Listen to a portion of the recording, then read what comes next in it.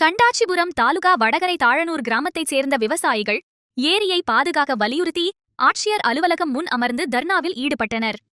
அங்கு பாதுகாப்பில் இருந்த போலீசார் நடத்திய சமரச பேச்சுவார்த்தையை அடுத்து போராட்டத்தை கைவிட்டு மாவட்ட ஆட்சியர் ஷேக் அப்துல் ரஹ்மானிடம் கோரிக்கை மனு அளித்தனர்.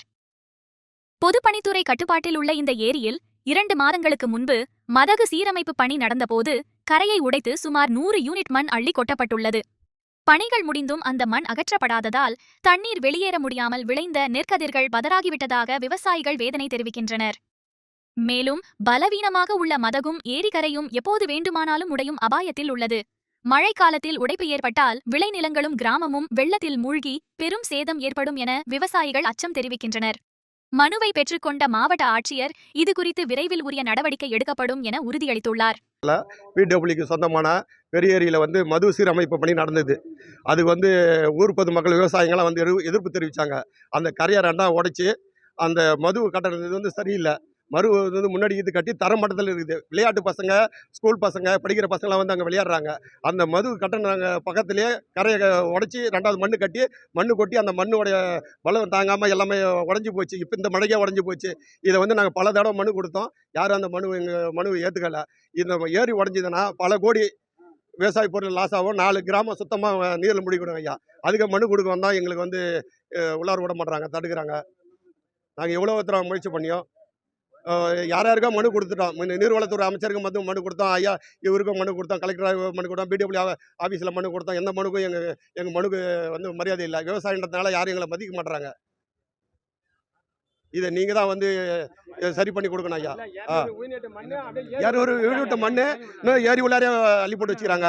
அந்த கரையை பலப்படுத்தி அது கருங்கல்லால் கட்டாடு கட்டி கொடுக்கணும்.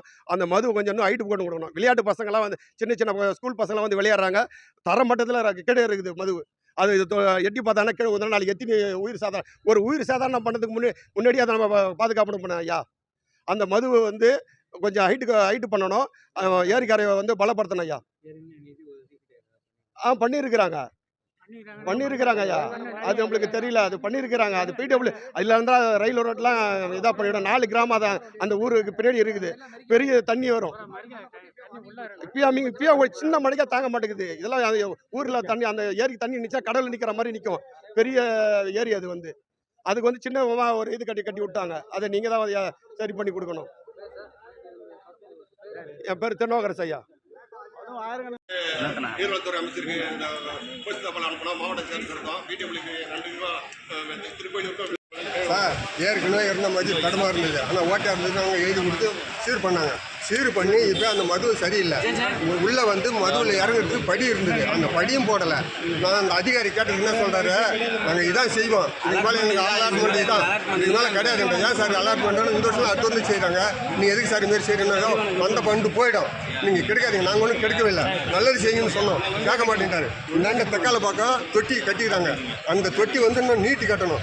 இந்த மது மின்னாக இருக்குது பாருங்க, அந்த சுத்து மது உயரம் தூக்கி பண்ணணும். அதுவும் போடலை. யாருன்னா தப்பி தேடி போனால் தொப்புன்னு ஊதானா அதோட போனாங்க. இப்படி நஷ்டமாகும். ஏரி இன்னைக்கு மழை தண்ணி திடீர்னு வந்துடும். எங்கள் ஊர் ஏரிக்கு பட்டுன்னு வாங்கினா 4 ஊர் பாய்க்கு ஆகும். விவசாய நிலங்கள்லாம் அந்த பயிரெல்லாம் வீணாக போயிடும்.